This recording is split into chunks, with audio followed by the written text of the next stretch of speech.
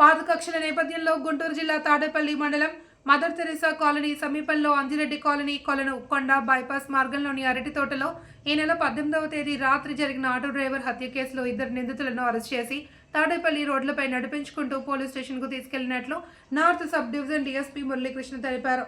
Tadepalli police స్టేషన్లో ఏర్పాటు చేసిన విలేకరుల సమావేశంలో డీఎస్పీ మురళీకృష్ణ సీఐ వీరేంద్రబాబుతో కలిసి హత్య కేసు వివరాలు వెల్లడించారు.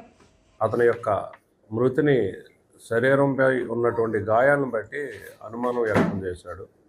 వెంటనే తాడేపల్లి సిఐ వీరేంద్రబాబు గారు, అలాగే ఎస్ఐ కాజావలి, అలాగే స్టాఫ్ ఇమ్మీడియట్గా నేరస్థలానికి వెళ్ళి ఆ యొక్క శవము స్థితిని గమనించిన తర్వాత అది హత్య జరిగి ఉండొచ్చు అని నిర్ధారించుకుని ఆ రిపోర్ట్ని మర్డర్ కేసు నమోదు చేశారు.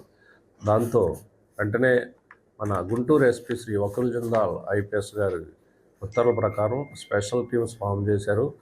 దాంతో సిఐ వీరేంద్రబాబు ఆ రోజు శవాన్ని పోస్ట్మార్టంకు పంపించి కేసుని కూలంకషంగా దర్యాప్తు చేయడం జరిగింది. ఆ దర్యాప్తులో భాగంగా ఈరోజు ఇద్దరు ముద్దాయిలు మలినేని సాయి భవాన్, వేమూరి మహేష్ బాబు వీరిద్దరూ ఈ వ్యక్తిని హత్య చేసినట్లుగా నిర్ధారణ చేసి ఈరోజు వారిని అరెస్ట్ చేసి రిమాండ్కి పంపించడం జరుగుతుంది.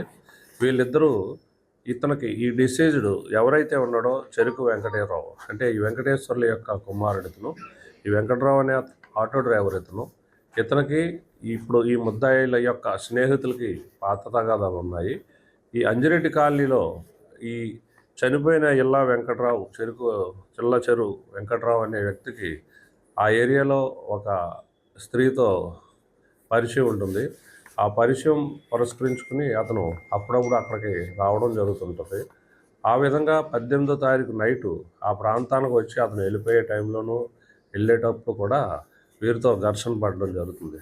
దాంతో వీళ్ళు ఆవేశంలోనే ఇతన్ని అక్కడ ఉన్నటువంటి రాళ్లతో కొట్టి గాయపరిచి వాళ్ళు అక్కడ నుండి ఎస్కేప్ అయిపోవడం జరుగుతుంది.